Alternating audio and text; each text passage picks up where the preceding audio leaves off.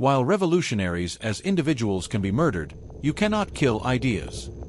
Thomas Sankara. He lived like a man with no fear. He ruled like a servant of his people. And he died, betrayed by his best friend. This is not just the story of Thomas Sankara, it is the story of a revolution murdered in broad daylight, a vision silenced, and a truth the world was never meant to know. In 1983, a young army captain from Upper Volta did something no African leader had dared to do since independence. He declared war not on a foreign power, but on the systems of greed, exploitation, and corruption that plagued his own continent. Thomas Sankara was just 33 years old when he became president after a popular military coup. But unlike the countless strongmen who had come before him, he didn't seek luxury. He rejected the presidential palace, sold off government Mercedes cars, slashed minister salaries, including his own, and refused any foreign aid with strings attached. He renamed the country from Upper Volta to Burkina Faso, land of upright people. He vaccinated 2.5 million children against polio and measles in just weeks. He launched mass literacy campaigns, planted 10 million trees to fight desertification, and gave women unprecedented rights, outlawing forced marriages and appointing them to key government roles. He refused to be a puppet of France or the IMF. He urged Africa to stand on its own feet. And for a moment, it seemed possible. It seemed like a new Africa had been born. But dreams like Sankara's don't survive long in a world ruled by fear and greed. He was too honest for his enemies, too fearless for the powerful, too independent for the West. International powers were alarmed.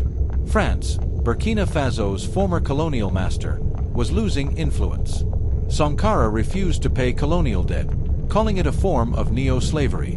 The IMF couldn't bribe him. The World Bank couldn't control him. And that made him dangerous. But the threat didn't just come from abroad. At home, Sankara was making enemies among the elite. Tribal leaders, corrupt officers, and even his inner circle began to whisper. They missed the comforts of the old days. They feared what Sankara might do next. There was one man Thomas Sankara trusted more than anyone, Blaise Compaoré. They were brothers in arms, friends since their teenage years. Sankara once said, "Without Blaise, I am nothing." But betrayal often hides behind the face we know best. By 1987, whispers of a coup were growing. Compaoré, once loyal, began meeting with foreign agents. Some say France had reached out. Others point to Côte d'Ivoire or Libya. But one thing is certain, Sankara had no idea how close death really was. October 15, 1987. Sankara was invited to a regular meeting at the Conseil de l'Entente, a familiar location. He arrived unarmed, relaxed, surrounded by trusted ministers. But this meeting wasn't about governance. It was a trap. At 4:30 p.m., gunfire erupted. A hit squad burst into the room. Sankara stood up calmly and said, "If it's me you want, here I am." Those would be his last words. He was shot, point blank. So were 12 of his closest allies. One of them reportedly tried to shield Sankara and was gunned down instantly. The entire meeting turned into a massacre. Within hours, Blaise Compaoré took control of the country. He appeared on state radio, claiming a regrettable accident had occurred. He called it a rectification of the revolution. The lie began. They buried Sankara in a shallow, unmarked grave. His death certificate claimed natural causes, a grotesque joke. His wife and children were left shattered.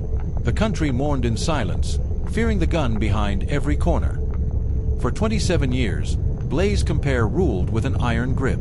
He banned any mention of Sankara in public discourse. Journalists disappeared. Activists were jailed. History books were rewritten. But truth has a way of seeping through the cracks. Across Africa, the legend of Thomas Sankara grew stronger.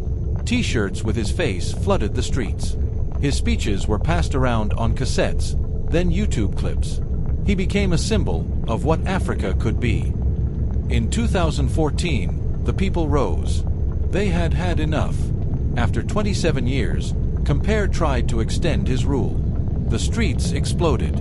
Young people, born after Sankara's death, marched under his banner. Within days, Compaoré fled by helicopter to Côte d'Ivoire. In 2021, the long-awaited trial began, and in 2022, Blaise Compaoré was found guilty of complicity in Sankara's murder, along with several others.